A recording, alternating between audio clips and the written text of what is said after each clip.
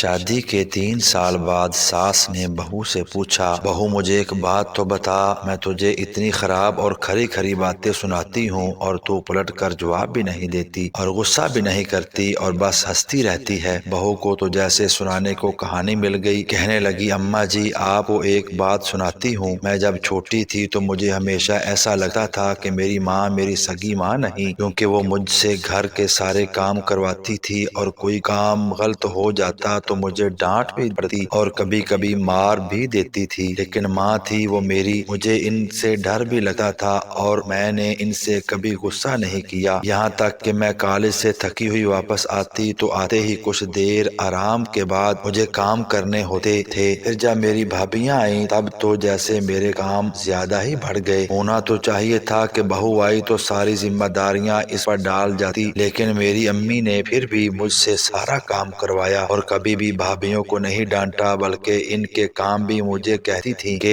کر دو خیر ہے۔ پھر کیا ہوتا ہے، ان کا یہ ایک جملہ ہمیشہ مجھے یاد رہتا ہے اور وہ کہتی تھی خیر ہے بیٹی، اگلے گھر جا کر تجھے مشکل نہیں ہوگی، اور میں اس جملے سے چڑ گئی تھی۔ جب میری شادی تھی تو 2 دن پہلے مجھے امی نے پیار سے اپنے پاس بٹھایا اور بولی بیٹا آج تک سمجھ میں تیری ساس تھی، میں نے تجھے پریکٹس کروا دی ہے اور تجھے بتا دیا ہے کہ ساس کیسی ہوتی ہے، اب آج سے میں تیری ماں ہوں، اب تیری شادی ہو رہی ہے تو بیٹا جب تمہاری ساس تمہیں کچھ کہے تو سمجھنا کہ جیسے میں کہتی تھی ویسے ہی تیری ماں تجھے ڈانٹ رہی ہے، بس یہی بات تھی کہ مجھے آپ کی باتیں بری نہیں لگتی کیونکہ میری امی نے مجھے پریکٹس کروا کر بھیجا ہے، اور اماں جی آپ نے تو کبھی اتنا ڈانٹا ہی نہیں جتنا امی ڈانٹتی تھی۔ توبہ توبہ، بہو ہنستی ہوئی کچن میں چلی گئی اور ساس سوچتی رہی کہ کیا واقعی بیٹیوں کی تربیت ایسی کرنی چاہیے، رب تعالی تمام بہن بیٹیوں کے نصیب اچھے فرمائے، آمین۔ ایسی اچھی اور سبق آموز ویڈیوز دیکھنے کے لیے چینل کو سبسکرائب ضرور کیجیے گا۔ اللہ حافظ۔